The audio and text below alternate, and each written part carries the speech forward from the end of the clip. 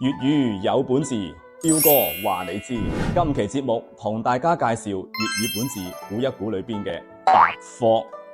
呢兩個字係咁樣寫嘅，其中個白字用拼音輸入法輸入 Z、E 可以揾到，而個霍字用拼音輸入法輸入 HUO 可以揾到。呢個詞喺《史記·魏公子列傳》裏邊就有出現啦。原句係晉鄙霍白宿將，惶恐不聽。嗱，話說咧，魏公子就即係信陵君啦。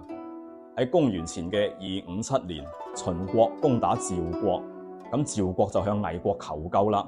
但係魏安尼王咧就唔肯喎，咁信陵君就使計偷到兵符，準備咧去揾魏國嘅名將晉鄙啊，嗌佢出兵咧救趙。但係咧佢冇把握說服晉鄙，於是就講出咗啱先嗰番話啦。翻譯過嚟嘅意思就係、晉鄙將軍啊，佢咧係一位好資深嘅將軍，而且咧聲大夾惡，睇唔起我嘅。我去講啊，佢咧可能唔會聽㗎，所以咧霍白啊嘅意思就係指咧講嘢大聲啦，同埋有傲氣嘅。後來為咗言語流暢啊，就調過嚟講，變成咧白霍，就係指一種睇唔起人嘅囂張啊。通常前邊再加多兩個字沙塵，就係沙塵白霍啦。日常咧我哋話嗰條友啊沙塵白霍，睇唔起人嘅，就係呢個白霍啦。